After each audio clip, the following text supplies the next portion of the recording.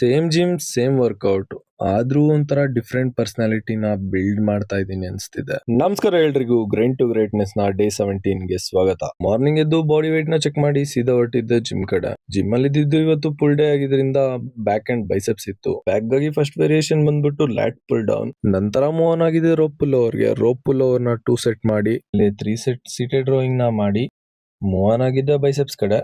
Biceps ಗಾಗಿ first variation ಬಂದ್ಬಿಟ್ಟು easy bar curl. Easy bar curl ಆದ್ಮೇಲೆ ಒಂಥರ ಕೇಬಲ್ ಬಾರ್ಬೆಲ್ ಕರ್ಲ್ ನ ಮುಗಿಸಿ ಇವತ್ತಿನ ಜಿಮ್ ಸೆಷನ್ ನ ಎಂಡ್ ಮಾಡಿದೆ. ನಿಜ ಹೇಳ್ಬೇಕಂದ್ರೆ ಇವತ್ತೇನ್ ಫುಲ್ ಎನರ್ಜಿ ಇರಿಲ್ಲ, ಅಂದ್ರೂ ಮೋಟಿವೇಶನ್ ವೇಟ್ ಮಾಡ್ತಾ ಇದ್ರೆ ಇಂಪ್ರೂವ್ಮೆಂಟ್ ಕಾಣಲ್ಲ. ಸಮ್ ಡೇಸ್ ಬಾಡಿ ಟಯರ್ಡ್ ಆಗಿದ್ರೆ ಸಮ್ ಡೇಸ್ ಮೈಂಡ್ ಟಯರ್ಡ್ ಆಗಿರುತ್ತೆ. ಹಂಗಂತ ಕನ್ಸಿಸ್ಟೆನ್ಸಿನ ನಿಲ್ಸ್ಬಾರ್ದು. ಸೊ ರೂಟೀನ್ ಯಾವತ್ತೂ ಮಿಸ್ ಮಾಡಬೇಡಿ, ರಿಪೀಟ್ ಮಾಡ್ತಾನೆ ಇರಿ. ವರ್ಕೌಟ್ ನೆಲ್ಲ ಮುಗಿಸಿ ಮನೆ ಕಡೆ ಬಂದು ಫ್ರೆಶ್ ಅಪ್ ಆಗಿ ಓಟ್ ಮೀಲ್ ನ ತಿಂದೆ. ಲೀನ್ ಬಲ್ಕ್ ನ ಮಾಡ್ಬೇಕಂದ್ರೆ ಬರೀ ವರ್ಕೌಟ್ ಮಾಡಿದ್ರೆ ಸಾಕಾಗಲ್ಲ. You need to maintain proteins and calories. Slow progress ಆದ್ರೂ ಓಕೆ, ಬಟ್ ಡೈಲಿ ರಿಪೀಟ್ ಮಾಡೋದು ಮುಖ್ಯ. ಇವತ್ತಿಗಿಷ್ಟೇ, ಮತ್ತೆ ಸಿಗುವ, ಬಾಯ್.